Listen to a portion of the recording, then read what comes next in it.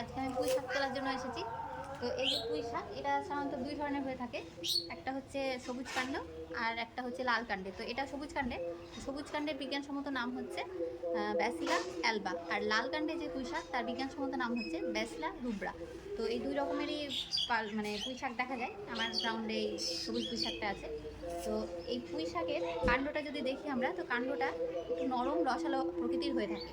আর পাতাটা, এই যে পাতাটা হৃৎপিণ্ডের আকৃতির হয়ে থাকে, এবং এর মানে পাতাগুলো একটু তুলনামূলক একটু মোটা হয়ে থাকে, যার জন্য মানে জল ধারণ ক্ষমতা কিন্তু বেশি এই গাছের। বেশি শুষ্ক পরিবেশেও মানে জল ধারণ করে রাখতে পারে, যার জন্য বেশি জলের প্রয়োজন হয় না। আর এই গাছটির মধ্যে কিন্তু যে ফুল দেখা যায়, সেই ফুলটি সাদা এবং হালকা গোলাপি রঙের দেখা যায়। আর ফল সেটাও কিন্তু গাঢ় লাল বা হালকা একটু পার্পল কালারের দেখা যায়, পার্পল। তো ওই কালারটা কিন্তু ভিটামিন নামক এক ধরনের উপাদান থাকে, যার জন্য ওই কালারটা আসে।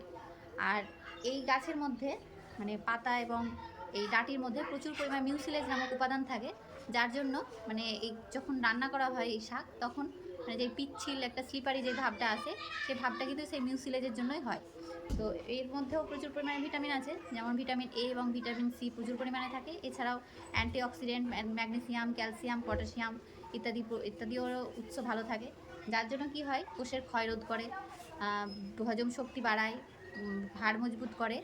আর সবচেয়ে বড় ব্যাপার হচ্ছে এই গাছটা কিন্তু মানে একটা ডায়েট ফ্রেন্ডলি গাছ। ডায়েট ফ্রেন্ডলি বলতে আমাদের ওজন নিয়ন্ত্রণে একটা বড় ভূমিকা রাখে এই গাছ।